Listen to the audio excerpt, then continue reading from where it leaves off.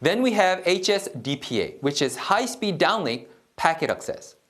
This is an enhanced 3G mobile communication protocol.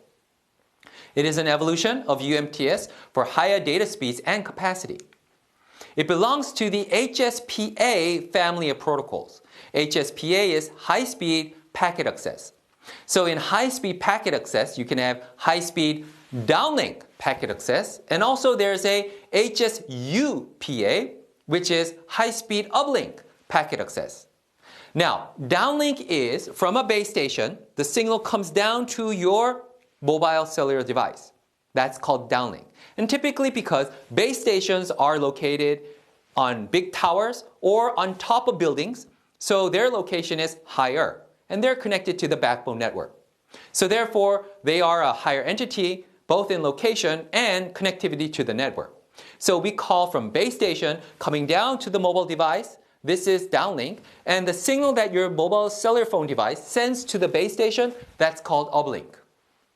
Of course, in some cases, the base station is located at a lower position than the mobile device user. That could happen, of course. High-speed downlink packet access had its commercial network available in 2005. The peak data rate is at 14 megabits per second. That's based on release 5.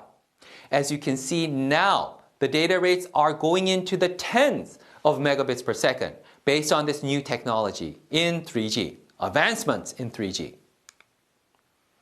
We have EVDO revision A, where the peak data rate for downlink is 3.1 megabits per second and the uplink is 1.8 megabits per second. Both downlink and uplink are in the megabits per second range.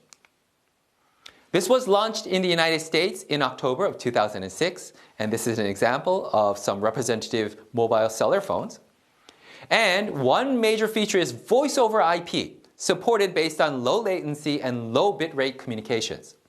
Now, voice over IP is having your voice sent over the traditional network, but you have the option of voice over IP means that your voice signals can be put on IP packets and transferred as well. So you have the traditional network of TDMA-based voice communication on your backbone network, or you can use the IP-based internet type connectivity in the mobile cellular network.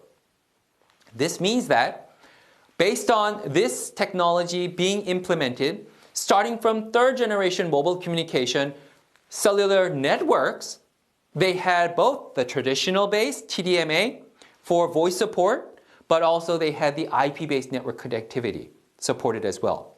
These network technologies are called GRAN for the traditional one and UTRAN for the IP-based technology. And third generation mobile networks have these two networks overlaid in areas to support both non-IP-based technology but also IP-based technology. And also we have IP-based data, but now we have IP-based also for voice. That's the voice over IP you see right there. Going into further details, enhanced access channel MAC. That's medium access control, where decreased connection establishment time is enabled. Multi-user packet technology enables the ability for more than one user to share the same time slot. Now, we did talk about having frequency channels divided by FDMA, and then in one sub-channel we had time slots for TDMA, where a user was assigned an occasional, a periodic time slot to use for uplink and downlink. Now we're talking about, even for one of those time slots, there are ways such that that could be shared for multiple users. So automatically the efficiency that we have of using the same channel goes up because we now have sharing of resources, which is great. And the quality of service flags included for quality of service control, meaning that there were flags that were used inside such that you can control assignments of quality of service.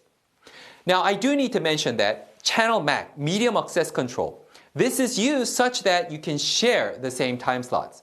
Medium access control is a technology where you look at a certain resource of time, space, or frequency, or code, and you make a decision how to use that intelligently such that you do not mess up other users. You do not interfere with them such that you can accomplish communication while they're accomplishing their communication needs.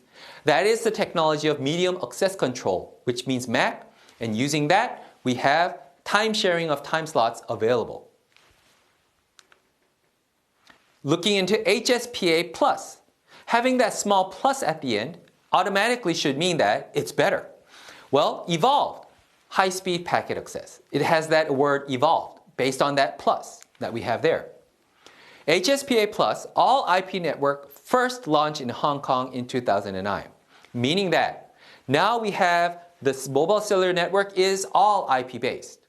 So we can interface that IP-based network very conveniently with the internet in that area. HSPA+ uses wideband CDMA, which is UMTS-based 3G technology and its enhancements. HSPA+ is a HSPA evolution. Automatically you know that just from the name.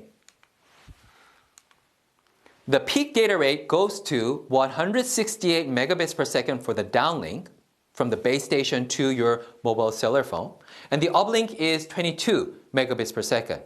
Now, the evolution is evident here.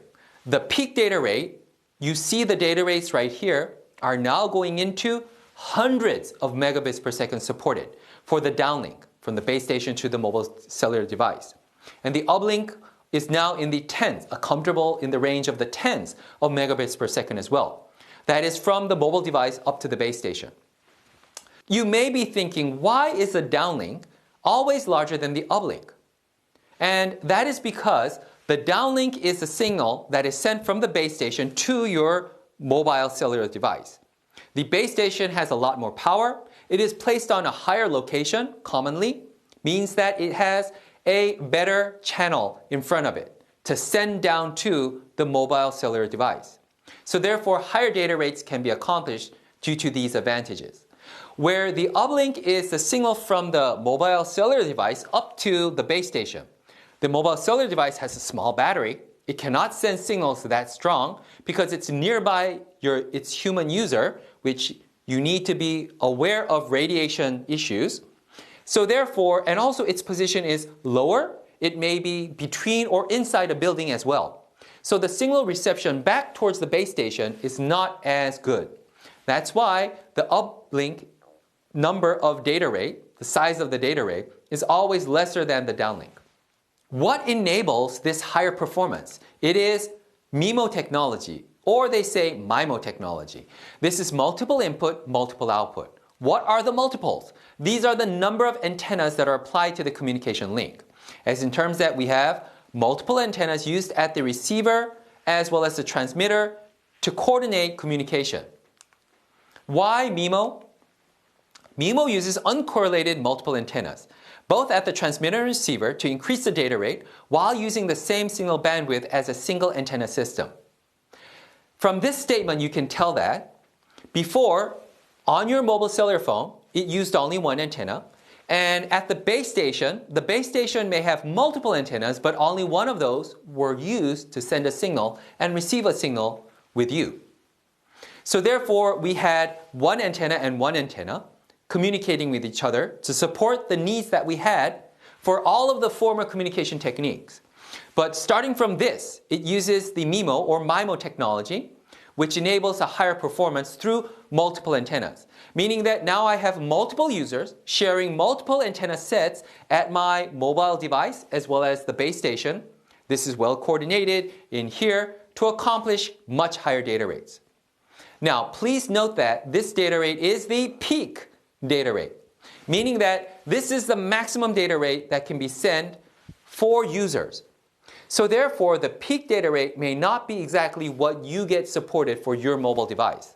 This technology may share this peak data rate among multiple users flexibly. The higher data rate is accomplished by MIMO technology, which uses multiple antenna techniques. It uses also high order modulation, 64 QAM. Now, 64 QAM is a technology where each symbol that I send has multiple bits, 64 symbols recorded inside, where I select one of those 64 to represent a bunch of bits that are sent together in one transmission symbol. Typically, when you say 64 QAM, 2 to the power of 8 is 64. That means that I have 8 bits, or 1 byte is actually mapped into one modulation symbol, and each time I can send one of the 64 symbols, which will be decoded into 8 bits, a byte. Dual cell HSDPA is used to combine multiple cells into one.